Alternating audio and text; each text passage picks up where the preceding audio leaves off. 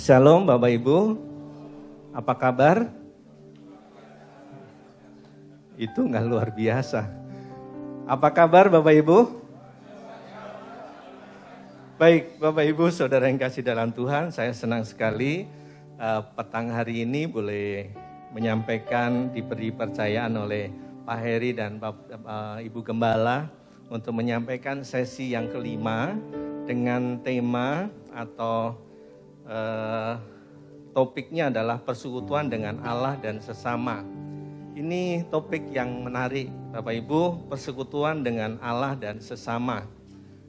Tadi pada waktu saya mau berangkat dan kemudian di depan cermin Bu David tegur saya, Pak kok kayak guru ya?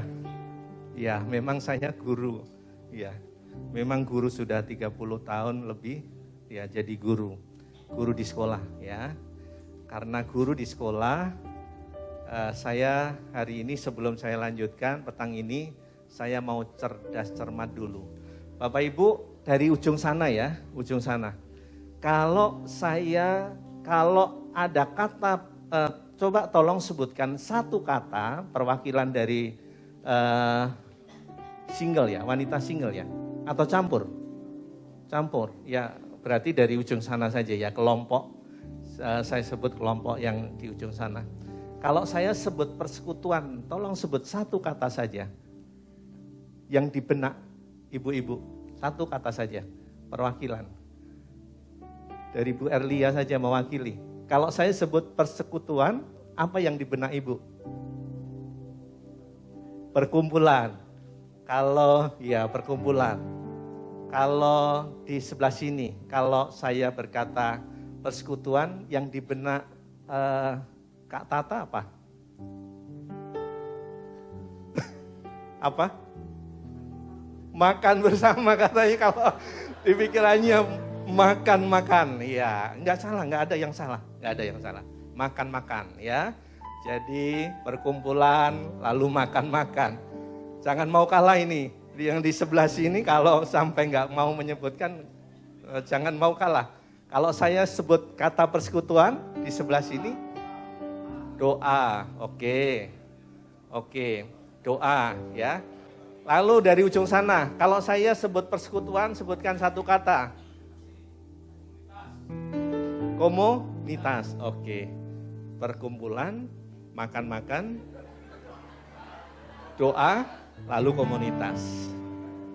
Ada 4 jawaban yang Bapak Ibu sangat menarik kita hubungkan dengan apa topik yang kita bahas hari ini.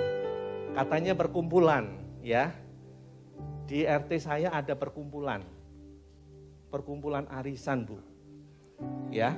Perkumpulan ibu-ibu PKK ada juga ya. Itu persekutuan di dalam Tuhan bukan? Ya, nggak apa-apa, itu nggak salah. Kalau ibu tadi kan spontan, ya, nggak salah juga, ya. Memang di benak kita kalau ada kata persekutuan, ya ada persekutuan bangsa-bangsa juga kan. Lalu Kak Tata tadi sebutkan persekutuan itu makan-makan. Ya, memang tandanya kalau Komsel kan makan-makan. Makanya tidak heran ketika waktu itu saya ajak seseorang, ya.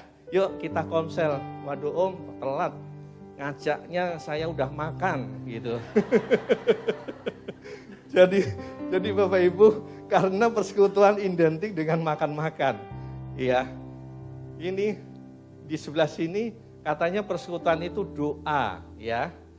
Bapak Ibu, ya pernah satu saat saya mau keluar rumah, itu nggak bisa ya, ada perkumpulan orang yang sedang berdoa ya.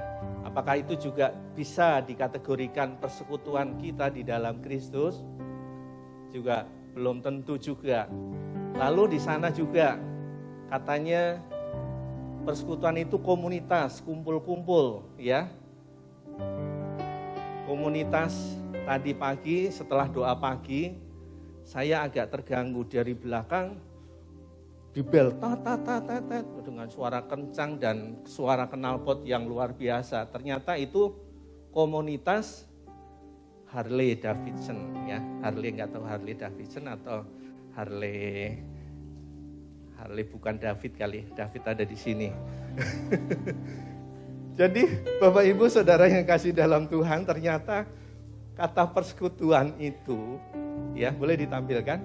Kata persekutuan itu sebenarnya Bapak Ibu, kalau dari kata aslinya itu koinonia ya. Koinonia. Katakan bareng-bareng. Iya, biar kelihatan agak pinter. Sekali lagi. 1, 2, 3. Iya. Oke, udah pinter. Koinonia ya, dari bahasa Yunani koinonia. Artinya apa? Artinya banyak. Ya. Mengambil peran, mengambil bagian, partisipasi aktif ya. Kemudian partisipasi intim. Itu artis sebenarnya bahasa aslinya di dalam Alkitab koinonia. Ya.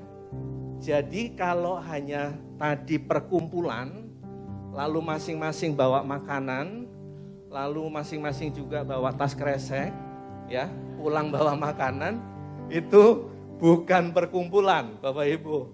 Ya, lebih parah lagi kalau satu orang bawa makanan, yang lain bawa kresek. Itu namanya keterlaluan, ya. Keterlaluan itu, ya.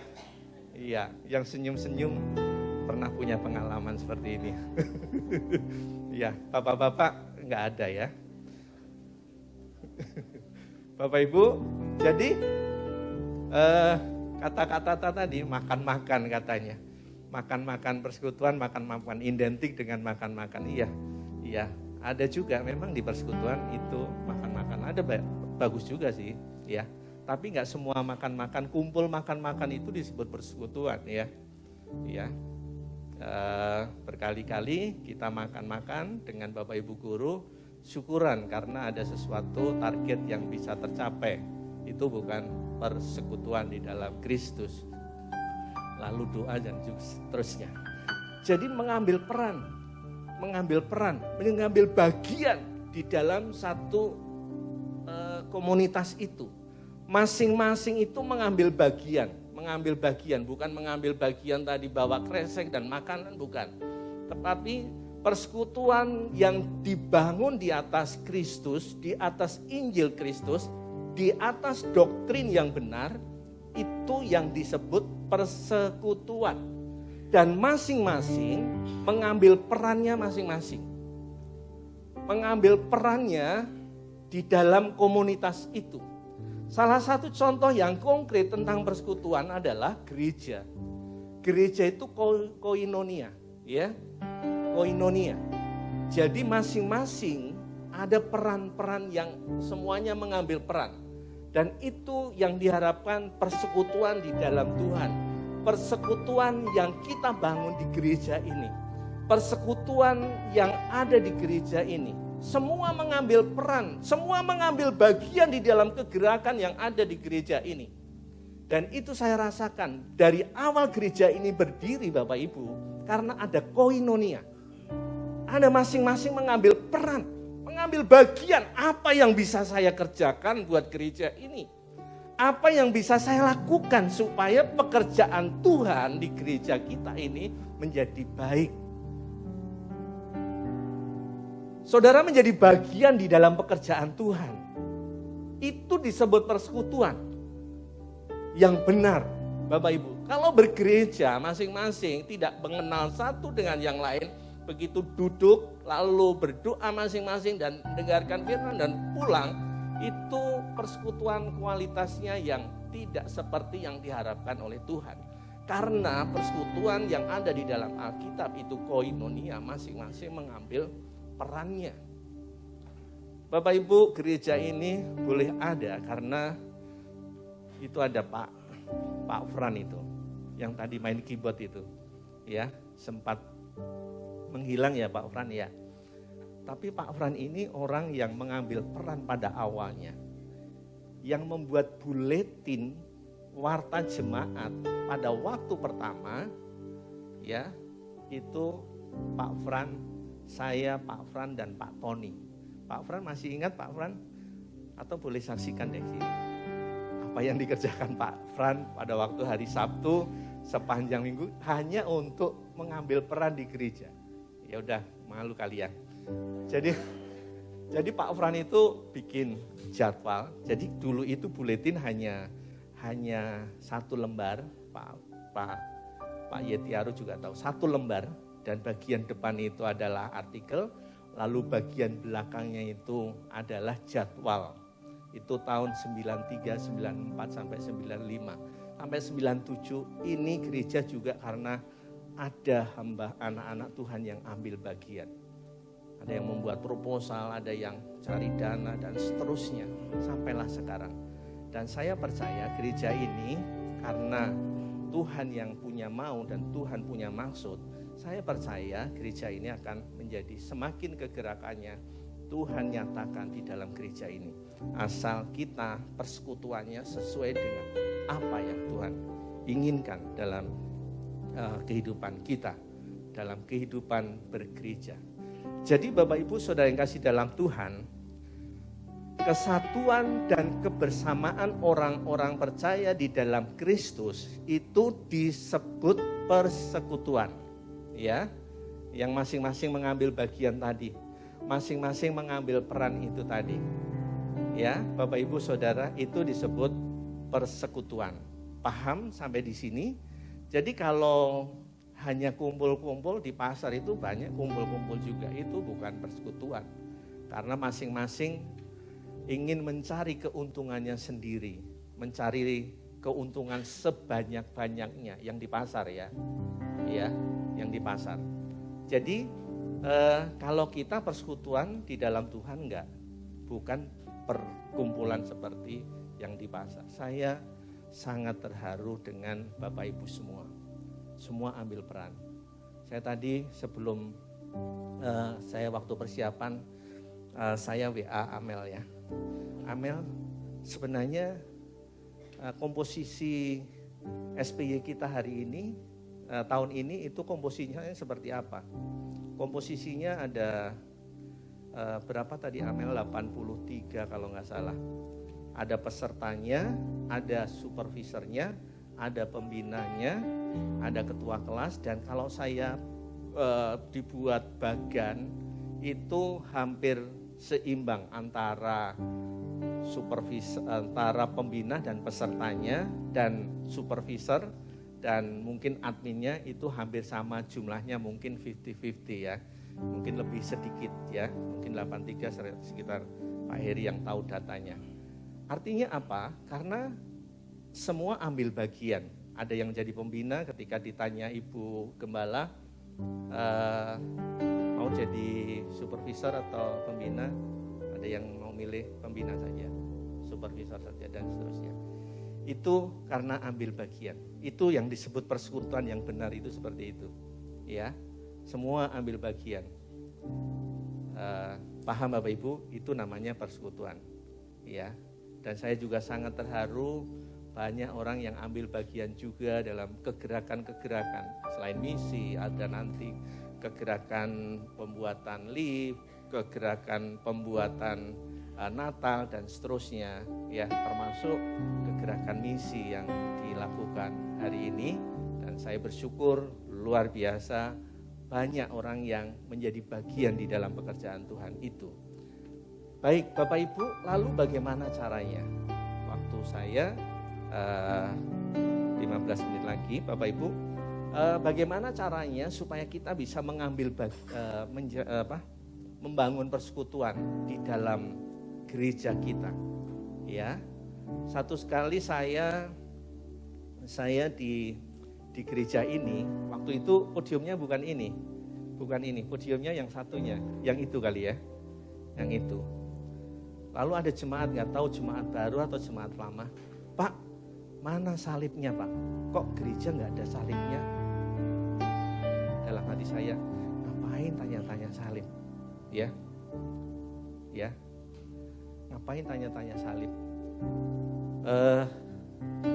Setelah saya renung-renungkan, memang ada benarnya juga mereka tanya salib. Karena salib ini adalah timbul persekutuan kita dengan Tuhan dan persekutuan kita dengan sesama. Dan itu topik kita, persekutuan kita dengan Tuhan dan persekutuan kita dengan sesama. Akhirnya menghasilkan tanda positif, tanda plus itu ya. Jadi saudara, persekutuan kita dengan Allah dan sesama itu bisa dibangun melalui apa saja Bapak Ibu. Melalui yang pertama, Bapak Ibu tetap bisa buka buku Bapak Ibu karena acuannya tetap saya memakai buku itu. Yang pertama, melalui firman dan doa. Melalui firman dan doa. Yohanes pasal 15 ayat 7. Yohanes pasal 15 ayat yang ke-7 kita baca bersama-sama ya. Ada di layar Bapak Ibu. Yohanes pasal 15 ayat yang ke-7. Yuk kita baca bersama-sama karena ada di layar. 2, 3. Jikalau kamu tinggal di dalam aku dan firmanku tinggal di dalam kamu, mintalah apa saja yang kamu kehendaki dan kamu akan menerimanya. Jadi Bapak Ibu Saudara, ayat ini adalah ayat bagian dari akulah ya. Itu akulah pokok anggur, akulah jalan kebenaran dan hidup dan seterusnya. Dan ini adalah satu bagian dari akulah itu ya. Bapak Ibu Saudara, kalau kita ingin membangun persekutuan yang benar di dalam Tuhan, yang pertama adalah, kalau di dalam buku ini adalah melalui doa dan firman. Tapi di dalam ayat ini dikatakan, jikalau kamu tinggal di dalam aku, ya, tinggal di dalam aku dan firmanku tinggal di dalam kamu. Jadi Bapak Ibu, yang pertama untuk membangun persekutuan yang benar dengan Allah dan sesama, yang pertama itu harus kita tinggal di dalam Kristus. Tinggal di dalam Tuhan. Jadi jangan dibalik minta-minta dulu, doa dulu, tapi kita harus tinggal dulu di dalam Tuhan. Tinggal di dalam Tuhan itu seperti apa Pak David? Tinggal di dalam Tuhan itu kita melakukan firman Tuhan. Kita membaca firman dan melakukan apa yang Tuhan mau. Saya percaya Bapak Ibu, kita semua di dalam pergumulan, di dalam progres, di dalam proses untuk menepati apa yang Tuhan mau dalam kehidupan kita, sesuai dengan firman yang Tuhan tuliskan di dalam firman, di dalam Alkitab. Dan kita semuanya pasti belum ada yang sempurna. Belum ada yang sempurna. Semua kita masih di dalam progres untuk terus tinggal di dalam Kristus. Terus tinggal di dalam Tuhan. Dengan cara apa? Melakukan firman-Nya, melakukan apa yang Tuhan mau dalam kehidupan saudara dan saya. Tanpa firman itu, Bapak Ibu tidak bisa berbuat apa-apa. Dan ini tadi pagi saya singgung di dalam doa pagi. Kegagalan saudara dalam bersekutu dengan Tuhan dan sesama itu Bapak Ibu bukan berarti kegagalan saudara dalam berusaha dengan kekuatan sendiri, tetapi karena kegagalan saudara untuk tetap tinggal di dalam Tuhan. Itu saudara. Jadi jangan sampai saudara gagal untuk tinggal di dalam Tuhan. Kalau saudara tahap pertama ini sudah gagal, maka kita tidak bisa membangun relasi dengan benar dengan Kristus, dengan sesama kita. Nggak bisa Bapak Ibu. Jadi syarat yang pertama itu, tinggallah di dalam aku dan firman-Mu tinggal di dalam kamu. Bapak Ibu. Dan mintalah apa saja. Itu kata Tuhan Yesus sendiri, mintalah apa saja. Pak Heri, kalau saya bilang minta apa saja. Ya. Pak Iwan, kalau Pak Iwan minta apa saja, ya. Saya khawatir enggak? Nanti jangan-jangan Pak Heri, Pak Irwan minta BMW, ya. Oh, saya nggak punya, nggak bisa memenuhinya, ya. Tapi Tuhan Yesus berani loh, berani bilang, kamu minta apa saja, aku akan memberikan kepadamu. Kamu akan menerimanya. Minta supaya saya diberi hati yang lapang untuk bisa bersekutu dengan satu dengan yang lain, memaafkan dan mengasihi orang lain. Minta seperti itu, pasti saudara diberi. Saudara nggak diberi rasa belas kasihan, tidak diberi rasa kasih yang dalam, tidak diberi rasa pengampunan, karena saudara tidak tinggal di dalam Kristus. Kalau kita tinggal di dalam firman, maka secara serta-merta saudara akan gampang mengampuni, saudara akan gampang memaafkan, saudara gampang mengasihi musuh saudara sekalipun. Bapak Ibu, amin. Jadi itu persekutuan yang benar, Bapak Ibu. Tinggal dulu. Dan Tuhan tidak khawatir mau minta neko-neko, nggak mungkin. Karena permintaannya pasti permintaan yang sesuai dengan firman Tuhan. Kalau Pak Heri sudah ada di dalam Tuhan, sudah ada di dalam firman Tuhan, pasti permintaannya pun nggak neko-neko, ya, nggak neko-neko. Kalau orang ditanya, kamu minta apa? Lalu dijawab, kalau bisa saya mau kawin lagi, gitu. Gak mungkin, itu gak sesuai dengan firman Tuhan.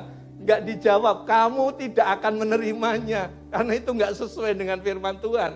Amin Bapak Ibu. Amin.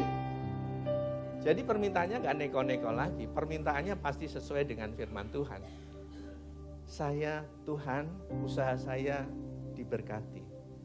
Karir saya diberkati, karena saya akan memberkati pekerjaan misi. Saya akan memberkati pekerjaan Tuhan yang ada di gereja GBI Geraraya. Pasti saudara diberkati. Karena sesuai dengan kegerakan dan rencana Tuhan. Bapak Ibu saudara yang kasih dalam Tuhan. Jadi yang pertama, kalau kita pengen membangun relasi dengan Tuhan, pengen membangun relasi dengan sesama, yang pertama adalah baca firman, lalu berdoa. Bapak Ibu, saudara selama ini berpikir bahwa doa itu saudara, itu usaha saudara. Sebenarnya doa itu adalah pemberian Tuhan kepada saudara.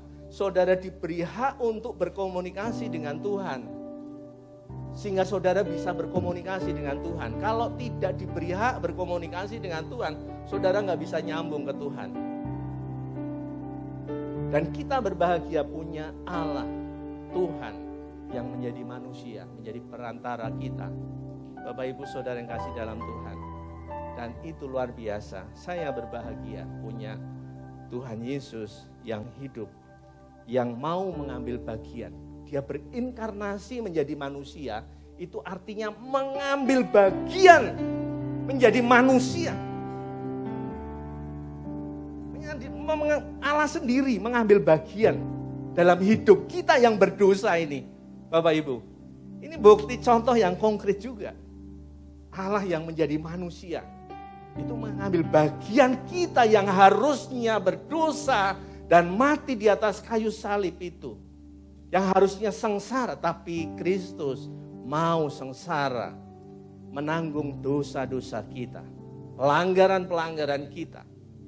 Dan kita dikuduskan, Bapak Ibu Saudara. Jadi mari kita semuanya ambil bagian. Siapapun saudara, siapapun dari remaja, pemuda, bapak-bapak, ibu-ibu, semuanya. Mari ambil bagian. Itu ya yang pertama.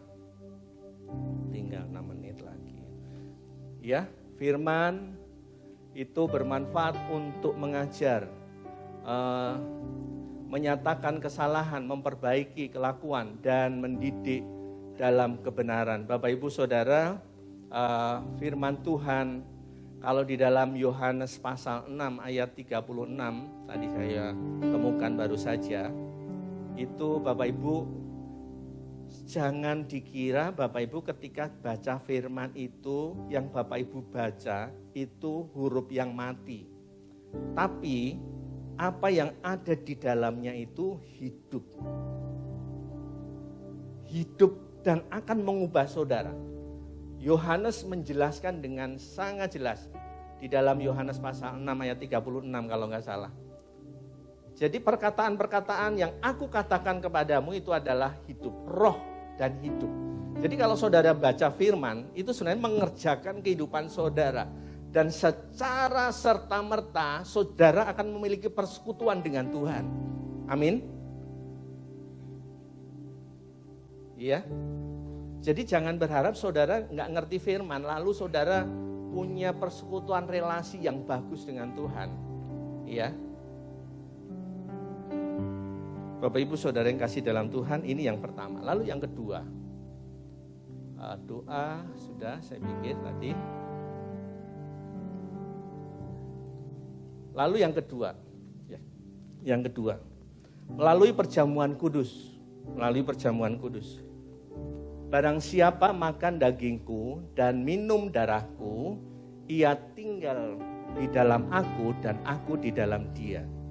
Bapak Ibu kalau baca ayat ini, sebenarnya bacanya jangan baca secara terlek. Ini adalah secara rohani juga. Jadi kalau saya berdoa, saya berjumpa dengan Tuhan dengan iman, apakah saudara melihat Pak David berjumpa dengan Tuhan? Enggak. Tapi iman saya ketika firman Tuhan diberitakan, saya dengan iman mengalami perjumpaan dengan Tuhan melalui kebenaran firman Tuhan itu. Amin Bapak Ibu. Jadi hal-hal rohani kelihatannya mistis, tetapi Bapak Ibu itu harus menjadi iman saudara ketika pun saudara menjalani perjamuan kudus. Barang siapa makan dagingku, yang Bapak Ibu pegang apa? Roti. Ya, benar kan? Benar kan? Siapa makan dagingku pada waktu perjamuan kudus itu, Bapak Ibu? Roti kan? Lalu yang ada di cawan itu apa? Anggur kan? Ya. Jadi teks asli dari yang menjadi panduan perjamuan kudus, ya, dari GBI Sinode kita, inilah roti yang diangkat ini adalah persekutuan dengan tubuh Kristus. Kalau percaya, apakah saudara percaya? Katakan amin. Amin. Begitu kan? Jadi roti ini adalah persekutuan dengan tubuh Kristus. Cawan anggur ini adalah persekutuan dengan tubuh Kristus, dengan darah Kristus. Jadi persekutuan kita dengan Kristus, dengan Allah itu melalui perjamuan kudus itu juga.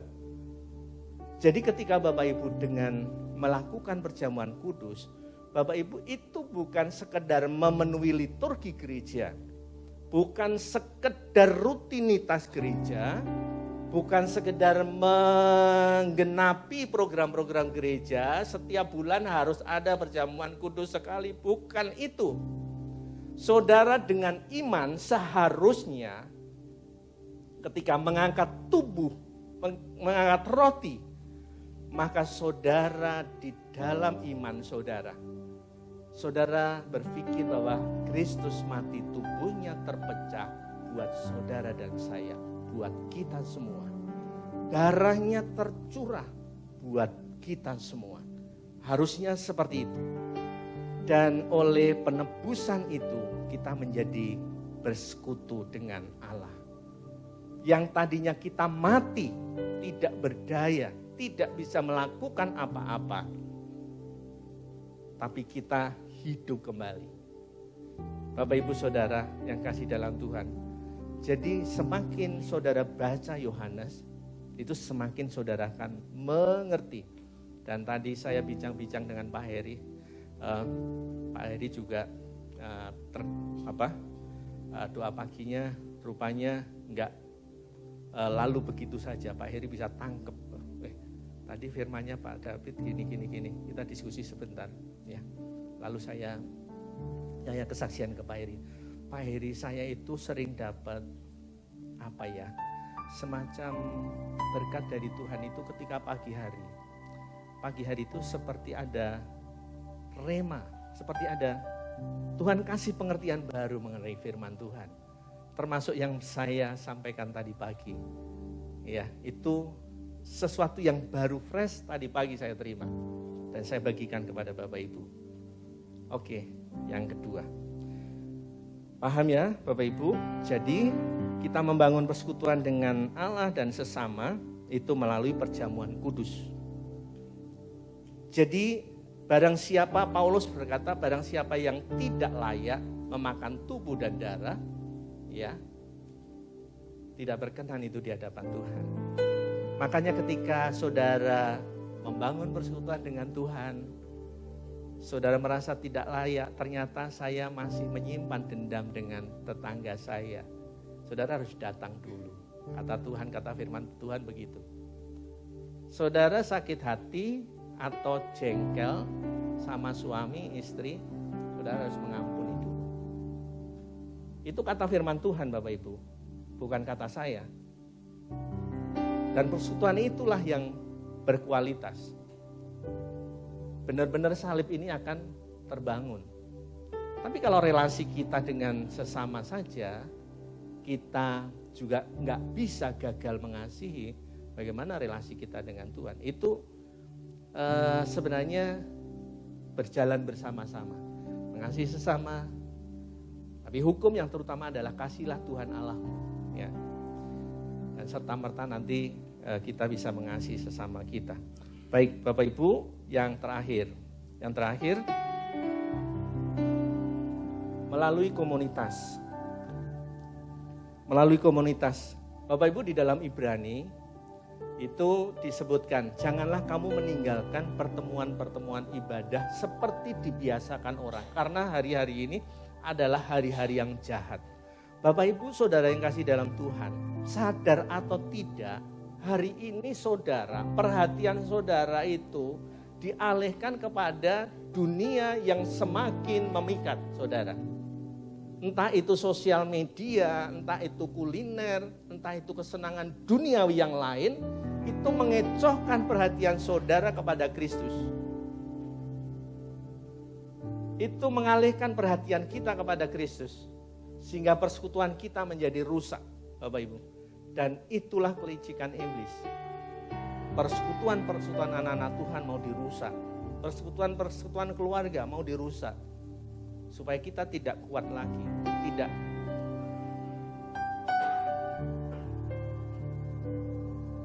Bapak Ibu saudara yang kasih dalam Tuhan. Jadi melalui komunitas. Makanya saya undang Bapak Ibu untuk bergabung di komunitas. Di Komsel. Jadi jangan salahkan Bapak Ibu kalau teman-teman ya PKS itu kalau ketemu Bapak Ibu udah Komsel di mana ya.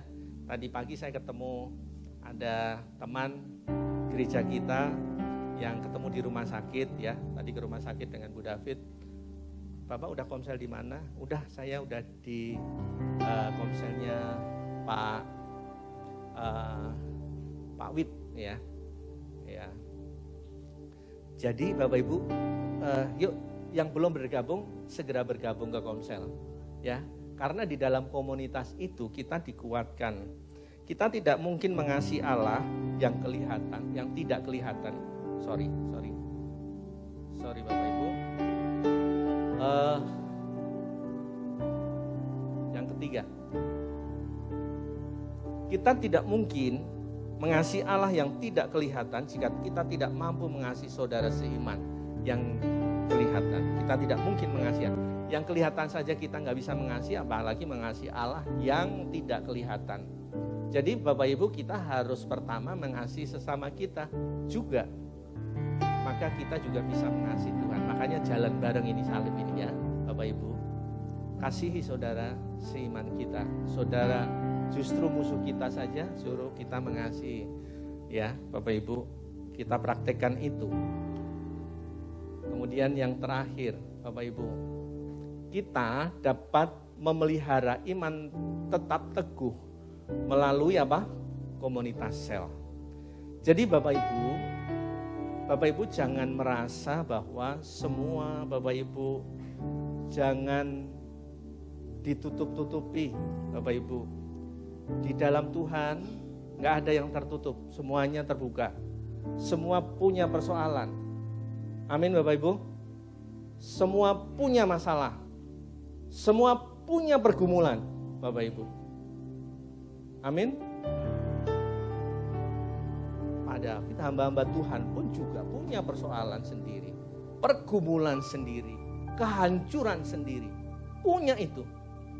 Dan kita bisa bertahan hanya karena kita ada di dalam komunitas sel. Karena di dalam komunitas kita saling mengasihi, saling menguatkan, saling mendorong. Beberapa waktu yang lalu kita mendengar berita di media, ada seorang remaja bunuh diri karena tidak punya komunitas untuk curhat, untuk menyampaikan keluhan-keluhannya. Bapak Ibu Saudara, jadi Bapak Ibu yuk semua gabung ke komunitas kita masing-masing, komunitas sel yang Bapak Ibu rindukan. Baik, maaf ya. Oke, sudah selesai Bapak Ibu. Mari saya undang bangkit berdiri Bapak Ibu.